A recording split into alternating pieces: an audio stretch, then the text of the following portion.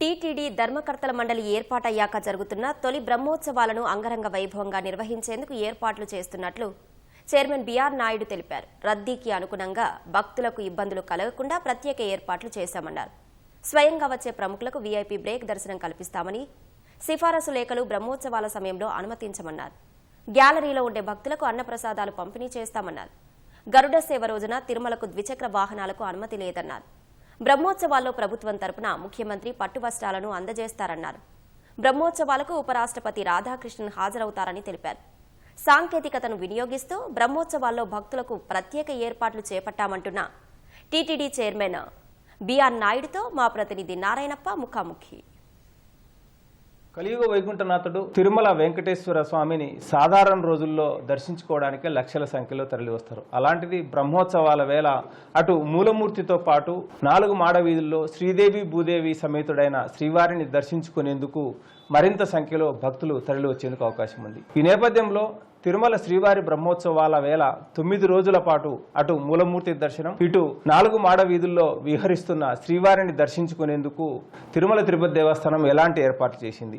ఓవైపు భక్తులకు స్వామివారి దర్శనమే కాకుండా తిరుమలలో బస చేసేందుకు ఎలాంటి ఏర్పాటు చేస్తున్నారు, వీఐపీ బ్రేక్ దర్శనాలు విషయంలో ఎలాంటి క్రమబద్ధీకరణ చేస్తున్నారు, ఇలాంటి విషయాలను తెలియజేసేందుకు మన దగ్గర తిరుమల తిరుపతి దేవస్థానం చైర్మన్ బిఆర్ నాయుడు ఉన్నారు. వారిని అడిగి మరిన్ని వారు తెలుసుకుందాం.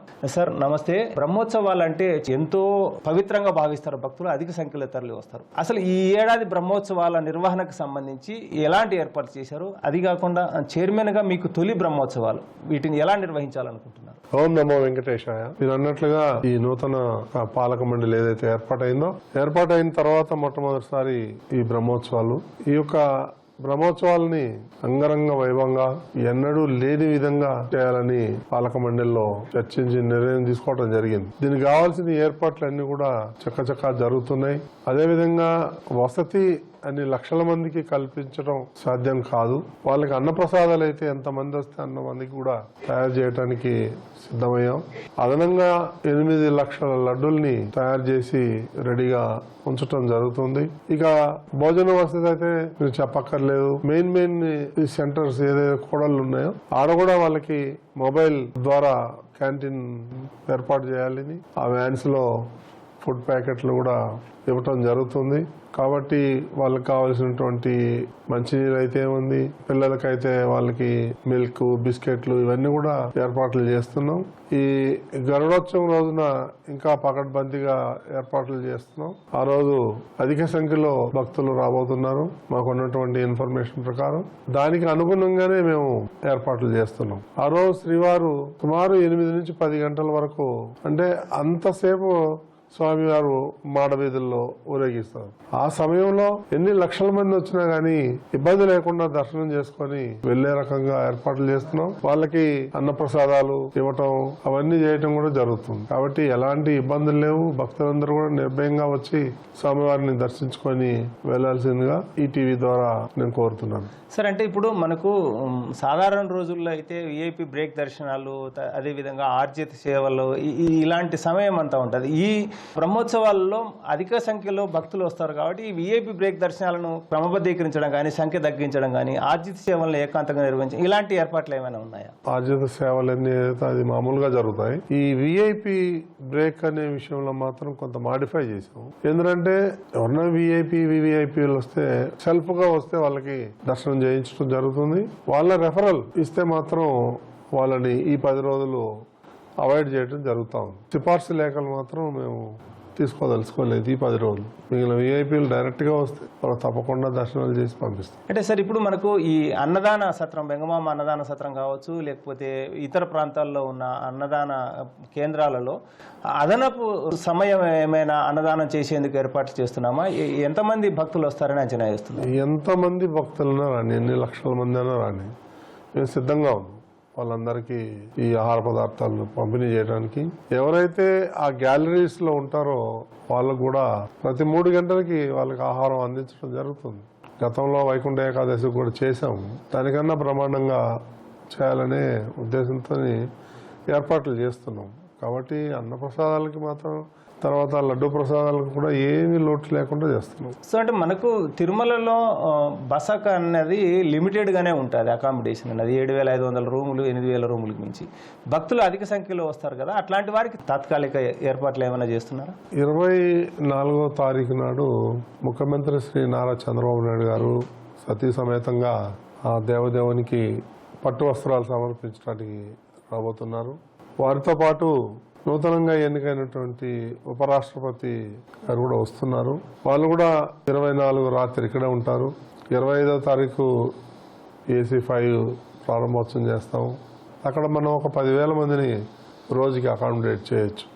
అదేవిధంగా ఉన్న వసతినే మనం జాగ్రత్తగా చూసుకోవాలి. ఈ జర్మన్ షెడ్లు వేయటం అది ఇది అన్నీ ఆచరణ సాధ్యం కాదని అనుకుంటున్నాను.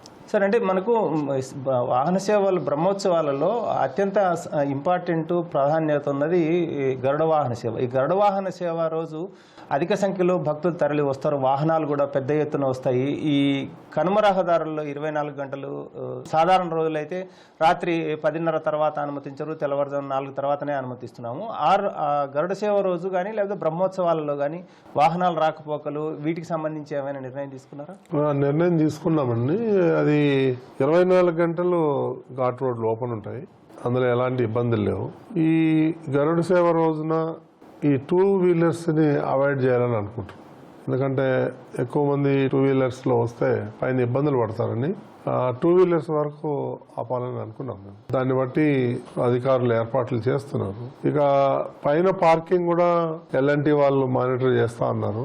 చూడాలి వాళ్ళు ఎంతవరకు మానిటర్ చేసి ఎక్కడెక్కడ పార్కింగ్ ఖాళీ ఉంది ఏంటి అనేది వాళ్ళు ఎప్పటికప్పుడు మనకు సూచనలు ఇస్తూ ఉంటారు. సరే, అంటే ఈ భక్తులు అధిక సంఖ్యలో వస్తారు కదా, చిన్నపిల్లలు కానీ సంబంధించి లేకపోతే భద్రతకు సంబంధించి అదనంగా మనం ఏమైనా గరుడ సేవ రోజు భద్రతకు సంబంధించి సిబ్బంది పెంచడం, బ్రహ్మోత్సవాల వేళల్లో ఎలాంటి భద్రతకు సంబంధించి ఏర్పాట్లు చేస్తున్నాం? రోజు 4,500 5,000 మంది పోలీసులు వస్తున్నారని, శ్రీవారి సేవకులు ఒక 500-600 మంది వస్తున్నారు. ఇక వేరే వేరే వేరే సేవా సంఘాలు ఏవైతున్నాయో వాళ్ళు కూడా చాలా మంది వస్తున్నారు. ఎటువంటి ఇబ్బంది ఉండదు అనేది మేము ఖచ్చితంగా చెప్పగలుగుతాం. ఏర్పాట్లు మాత్రం బ్రహ్మాండంగా జరుగుతున్నాయి, ఏం లేదు. గతం కంటే భిన్నంగా విద్యుత్ దీపాలు అయితేనే ఉంది, ఈ ఫ్లవర్ డెకరేషన్ అయితే ఉంది. ఈ తిరుమలని ఈ 10 రోజులు చాలా అందంగా తీర్చిదిద్దుతున్నాం. క్రౌడ్ మేనేజ్మెంట్కు, రద్దీ నియంత్రణకు సంబంధించి టైఅప్ అయ్యారు, ఇస్రోతో ఇదే చేస్తున్నారు అంటున్నారు. అసలు ఏంటి ఈ ఏడాది తొలిసారిగా ఇస్రోతో ఒప్పందం చేసుకుని ఇస్రోతో టైఅప్ అయి చేస్తున్న విధానం ఏంటి అసలు? సో ఇస్రో వాళ్ళు త్రూ శాటిలైట్ ద్వారా క్రౌడ్ ఎక్కడుంది ఏంటి, ట్రాఫిక్ ఎక్కడ జామ్ అయింది ఏంటి అనేదాన్ని కూడా శాటిలైట్ ద్వారా మనకి ఎప్పటికప్పుడు ఇక్కడ కమాండ్ కంట్రోల్ రూమ్ పెట్టి వాళ్ళు సూచనలు ఇస్తూ ఉంటారు. దానికి అనుగుణంగా మనం ఇమీడియట్గా ఈ పోలీస్ కానీ వాలంటీర్స్ కానీ సర్వీస్ యూటిలైజ్ చేసుకొని మనం ముందుకు పోతాం. ఈ మెడికల్ సిబ్బందిని ఎక్స్ట్రాస్ పెడుతున్నాం. ప్రతి ఒక్క విషయంలోనూ కేర్ తీసుకుంటున్నాం. ఇందులో ఏమాత్రం డౌట్ లేదు. ఈ అగ్నిమాపక సిబ్బంది వాళ్ళని కూడా డబల్ త్రిబుల్ చేసాం. సో అంటే గత ఏడాది సాంకేతిక పరిజ్ఞానాన్ని వినియోగించుకుని చిన్నపిల్లలు తప్పిపోతే ఈ జియో ట్యాగ్ ఏర్పాటు చేశారు. అది ఈ ఏడాది కొనసాగిస్తున్నారా? కొనసాగిస్తున్నాం, అందులో ఏం డౌట్ లేదండి. ఈ ఏడాది కూడా సేమ్ జియో ట్యాగ్ పిల్లలకి ఇస్తే వాళ్ళని ట్రాక్ చేయడానికి ఈజీగా ఉంటుంది.